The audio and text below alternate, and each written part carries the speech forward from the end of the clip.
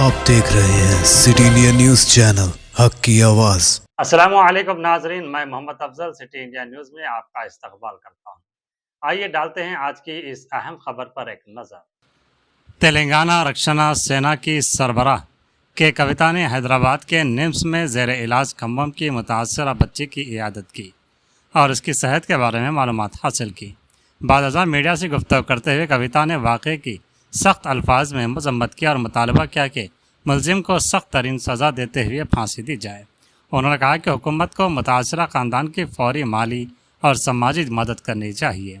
कविता ने तजवीज़ पेश की कि मुतासरा बच्ची को माहाना 50,000 रुपये वजीफ़ा पेंशन फराहम किया जाए और उसके वालिदैन को रिहाइश के लिए एक घर अलॉट किया जाए।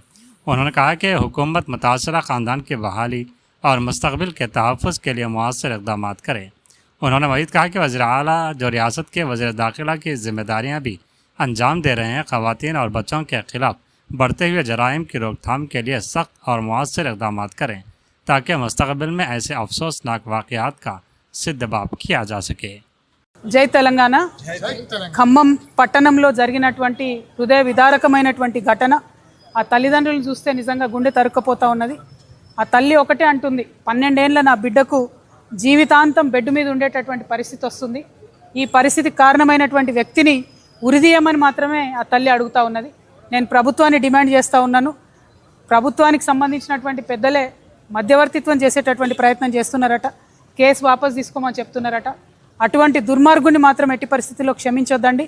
ఎటువంటి రాజకీయ జోక్యం లేకుండా కఠినాతి కఠినమైన శిక్షలు పడే విధంగా ప్రభుత్వం తరఫున ఉన్న లాయర్లు వాదించాలి।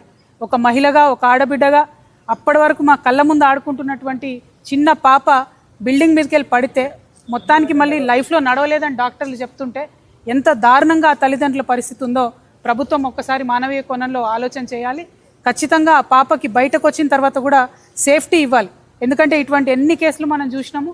డెఫినెట్గా తర్వాత విడుదల వచ్చి కూడా మరి విక్టిమ్స్ మీద దాడి చేస్తున్నటువంటి సంఘటనలు చూస్తున్నాం। ఆ పాపకి కుటుంబానికి భద్రత ఇవ్వాలి। ఖచ్చితంగా ఆ పాపకి మీరు ఒక్కసారి డిపాజిట్ చేస్తారా డబ్బులు, లేకపోతే నెలకు ఏదైనా స్పెషల్ పెన్షన్ కింద నెలకు ఒక 50,000 రూపీస్ ఆ అమ్మాయికి పెన్షన్ వచ్చేటట్టుగా ప్రభుత్వం ప్రయత్నం చేయాలి।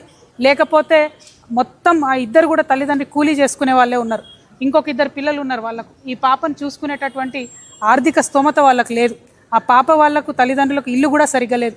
కాబట్టి ప్రభుత్వం తక్షణమే ఇల్లు మంజూరు చేయాలి, అదేవిధంగా పెన్షన్, స్పెషల్ పెన్షన్ ఆ పాపకి ఇవ్వాలి।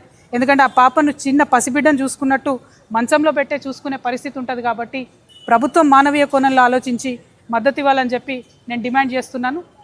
ముఖ్యమంత్రి గారిని ప్రత్యేకంగా విజ్ఞప్తి చేస్తున్నా, మీరే హోమ్ మినిస్టర్గా ఉన్నారు, రోజుకు 5 మంది ఆడపిల్లల మీద, చిన్న పిల్లల మీద, మైనర్స్ మీద ఇటువంటి అఘాయిత్యాలు జరుగుతున్నాయి, పోక్సో కేసులు అవుతూ ఉన్నాయి, కఠినమైన చర్యలు తీసుకోండి దయచేసి।